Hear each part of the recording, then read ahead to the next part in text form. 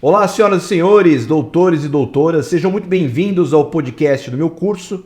Eu estou hoje com a presença do professor Marcelo Marinelli, doutor em Direito pela PUC, professor do Mackenzie em Direito Civil e em Prática Civil, para tratar de um importante tema, talvez o grande tema aqui da nossa pós-graduação em Prática Contratual, que é a importância da figura do contrato, ou seja, qual é o papel que o contrato desempenha na nossa sociedade e como essa categoria vem sofrendo mutações ao longo do tempo.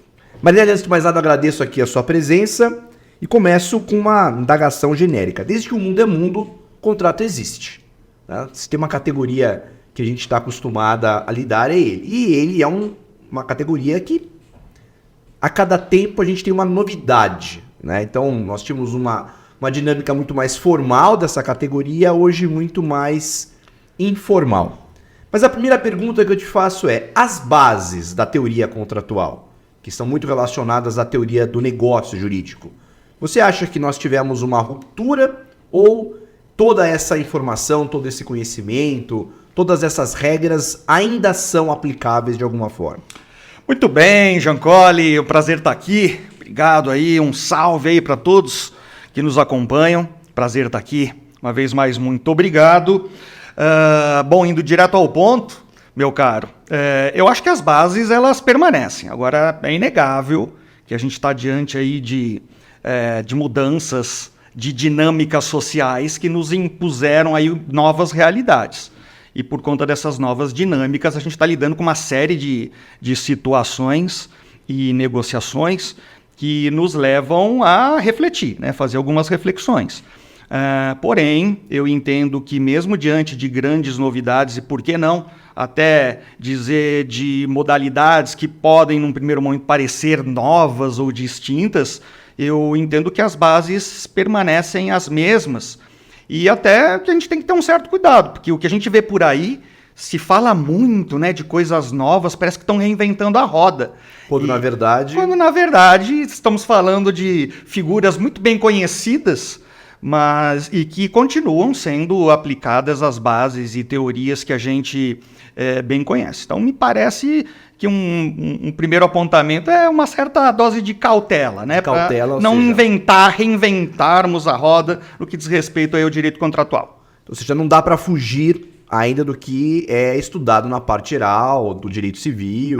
Essas bases, elas foram muito bem constituídas. Muito bem constituídas e ainda muito bem utilizadas. Mas aí nós temos alguns pontos que merecem a nossa atenção falando sobre negócio ainda dessa questão da mutação. Eu vou dar 2 exemplos e até pedir a sua opinião. Quando a gente pensou a teoria dos negócios, lá, século 17, 18, né? Faz pouco tempo. Um pouquinho de tempo. Não era possível naquela sociedade que uma criança de 10, 12 anos pudesse realizar um negócio jurídico, aí porque é uma das razões do surgimento da teoria da representação. Hoje, uma criança de 12 anos entra numa escola, né, compra lá o seu lanchinho, né, até com uma idade menor, ou usa muitas vezes vai no videogame comprar lá uma skin nova para jogar. E ninguém vai discutir que esse contrato ele é nulo de pleno direito porque não foi devidamente representado. Então, esse é um exemplo que a teoria dos negócios parece que está em xeque.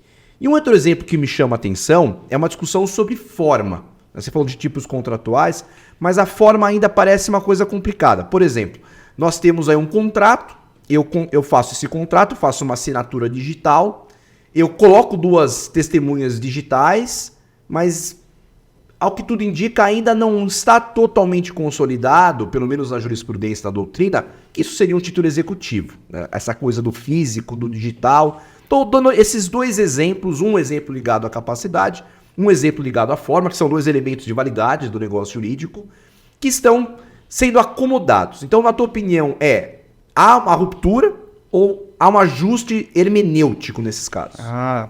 Bruno, acho que a gente passa muito mais por um ajuste hermenêutico. Vou começar do segundo ponto, tá? A gente vai ter que se adaptar. Essa é a típica, é o típico exemplo em que a gente vai ter que se adaptar, vai ter que passar e aceitar as novas tecnologias como forma de negócio, né? De formalização de negócio. E é claro que a tecnologia vem avançando no sentido de dar amparo, subsídio para que a gente considere, por exemplo, essas assinaturas por esses sites de assinatura eletrônica. A gente tem que compreender, com a utilização da tecnologia, de que essa é uma nova realidade.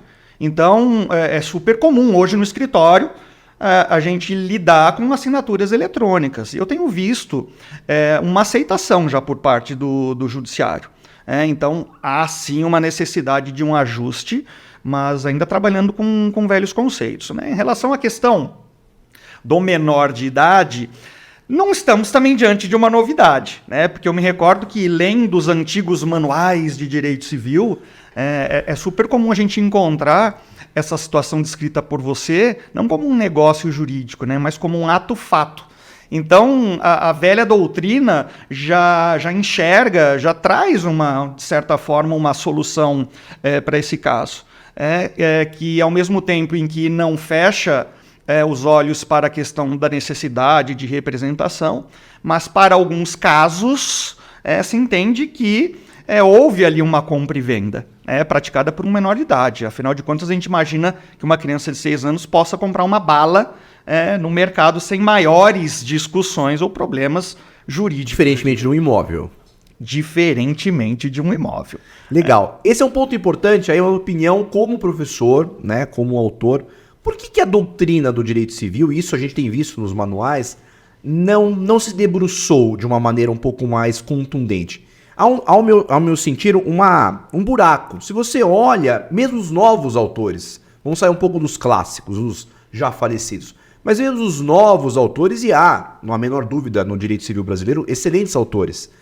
Por que a gente não percebe ainda que os manuais conseguem retratar essa contundência de falar, vamos repensar. Existe isso... É meio tateado, eu sinto uma dificuldade das pessoas se posicionarem de uma maneira mais agressiva, como você bem disse. Muitas vezes diante de uma obviedade. O que falta? O que está faltando, na tua opinião? Giancolli, difícil responder essa pergunta. O que está faltando são as pessoas aí dedicadas aos manuais enfrentarem diretamente esses pontos, né, com maior contundência. E aqui fica uma dúvida e até uma autocrítica. Eu acho que a gente precisa parar um pouco e perceber que nos manuais... Sair do automático. É o que acontece muito. E é claro, a gente tem que reconhecer a importância dos manuais. Talvez os manuais eles não entrem nas minúcias, porque esse não é o objetivo, né? Talvez um artigo ou um outro trabalho científico, mas eu percebo e concordo contigo, existe uma carência, tem alguns pontos que são maltratados, evidentemente maltratados. E é interessante que muitas dessas dúvidas surgem justamente em sala de aula, justamente por essa ausência... por esse maltrato são dúvidas dos manuais. Práticas. São dúvidas de ordem prática. E muitas vezes a gente vai beber nos manuais e fala, poxa, e agora? Não temos a resposta e aí a gente, no caso concreto, tem que se debruçar e buscar. Então é difícil, né? E aí eu fico falando, fico pensando, vamos entrar em todas essas minúcias? Nós vamos fazer igual o Pontes de Miranda, escrever um tratado de 60 volumes. Pois é. Mas é que eu vejo, de fato, muitas vezes a doutrina se dedicando a temas muito teóricos e até de pouca utilidade prática. Assim, nós temos, assim, grandes devaneios, me perdoe a palavra, sobre discussões principiológicas que muitas vezes a gente não vê uma aplicação prática direta. E uma dúvida operacional, que se eu assinar um contrato sem criptografia, válido ou inválido? E, assim... Então parece que a gente está fugindo desses temas mais ordinários e se preocupando muito com temas muito, digamos assim, amplos. O profissional do direito, né, ele, a hora que vai para o mercado, ele descobre na raça aquilo que a gente sempre ouve, né, que a teoria é um pouco diferente da prática. Muito bem, para nós já avançarmos aqui para o final desse nosso bate-papo, desse vídeo, falando sobre os contratos, ainda sobre essas mutações, Marinelli, a gente conversa muito a respeito dessas novidades, né? Então existem esses anúncios midiáticos sobre novas estruturas contratuais, os smart contracts, smart contracts, os blockchains da vida, e todo mundo fala isso, todo mundo com um certo interesse a respeito desse tema. Isso muitas vezes é colocado como uma revolução, como uma quintessência, como uma nova categoria. E a pergunta é, e aí, né? Uma dúvida que eu sempre coloco é em que medida nós estamos mudando a categoria contratual ou em que medida nós simplesmente estamos, igual um papagaio, reverberando coisas que muitas vezes a gente não compreende. Por exemplo, ninguém, quando nós tivemos aí a mudança do Código de Processo, agora é um comentário de velho, mas o Marinelli está aqui, ele também vai entender. Quando nós tivemos a possibilidade de peticionamento por fax, lembra? Lembro. Mais ou menos. Fez ali uma grande tratado sobre o peticionamento por fax. Mas aí criou-se uma nova tecnologia, que é um tipo de criptografia, que é o blockchain, que certamente no futuro próximo será superado. Mas as pessoas usam essas novidades tecnológicas, esses arranjos tecnológicos para dizer o seguinte, olha, temos um novo tipo de contrato, né? E é vendido como um contrato inteligente. Mas, na tua opinião, isso o que é? Pois é, né? Até na faculdade de Direito tenho visto aí alguns trabalhos de conclusão de curso, e essa é uma pergunta que a gente sempre coloca, né? Em banca eu procuro explorar. De novo, tomar cuidado para não reinventar a roda, porque a questão dos contratos inteligentes eu acho que está muito... E aqui eu não quero me furtar da resposta não, é porque eu ainda tenho dúvidas sinceras sobre o tema, mas me parece muito mais que estamos falando de questões pontuais no que diz respeito à execução do contrato, do que na sua forma, na sua modalidade. Tendo a crer, e aqui a minha opinião aqui para os colegas que nos ouvem, que não estamos diante de algo novo ou diferente ou de uma nova modalidade. Mas não é uma nova categoria. Me parece que não. Me parece que estamos falando de uma compra e venda, se for o caso, que tem as suas peculiaridades, especialmente no que diz respeito ao momento de execução. Então, nada mais do que isso, me parece, insisto. Mas é algo que a gente precisa ainda se debruçar. Não tenha dúvida. Não tenha dúvida. Legal.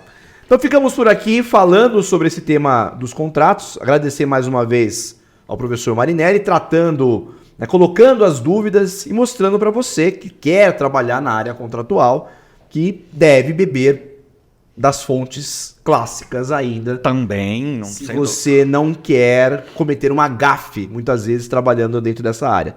Eu agradeço muito a sua presença. Até o nosso próximo episódio.